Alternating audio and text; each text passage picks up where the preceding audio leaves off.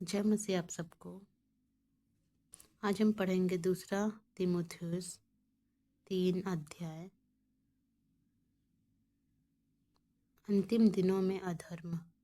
पर यह स्मरण रख कि अंतिम दिनों में कठिन समय आएंगे, क्योंकि मनुष्य स्वार्थी, लोभी, डींगमार, अभिमानी, निंदक, माता पिता की आज्ञा टालने वाले, कृतघ्न, अपवित्र, दया रहित, क्षमा रहित, दोष लगाने वाले, असंयमी, कठोर, भले के बैरी, विश्वासघाती, ढीठ, घमंडी और परमेश्वर के नहीं वरन सुख विलास ही के चाहने वाले होंगे।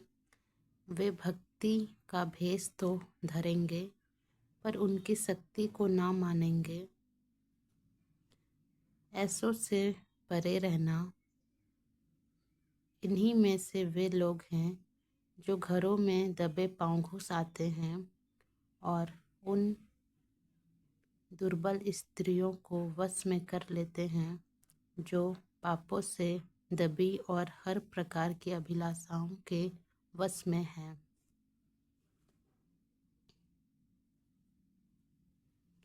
और सदा सीखती तो रहती है, पर सत्य की पहचान तक कभी नहीं पहुंचती। जैसे यत्रस और सम्ब्रेस ने मूसा का विरोध किया था, वैसा ही ये भी सत्य का विरोध करते हैं। ये ऐसे मनुष्य हैं जिनकी बुद्धि भ्रष्ट हो गई है और वे विश्वास के विषय में निकम्मे हैं, पर वे इससे आगे नहीं बढ़ सकते, क्योंकि जैसे उनकी अज्ञानता सब मनुष्य पर प्रकट हो गई थी, वैसे ही इनकी भी हो जाएगी। परंतु तू अपने उपदेश, चाल चलन, मनसा, विश्वास, सहनशीलता, प्रेम, धीरज और सताए जाने और दुख उठाने में मेरा साथ दिया, और ऐसे दुखों में भी जो अंतकिया और इकुनियुम और लुस्त्रा में मुझ पर पड़े थे, और अन्य दुखों में भी जो मैंने उठाए हैं, परंतु प्रभु ने मुझे उन सब से छुड़ा लिया। पर जितने मसीह यीशु में भक्ति के साथ जीवन बिताना चाहते हैं, वे सब सताए जाएंगे, परंतु दुष्ट और बहकाने वाले, धोखा देते हुए और धोखा खाते हुए बिगड़ते चले जाएंगे।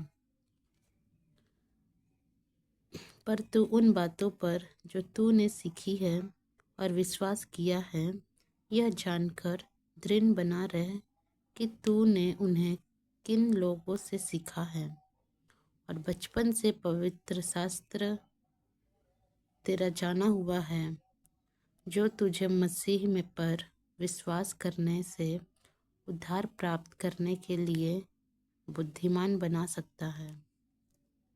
संपूर्ण पवित्र शास्त्र परमेश्वर की प्रेरणा से रचा गया है और उपदेश और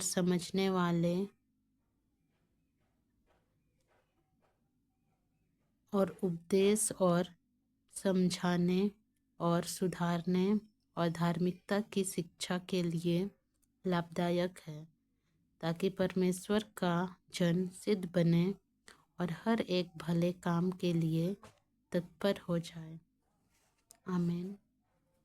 प्रभु इस वचन के द्वारा आप सबको आशीष दे।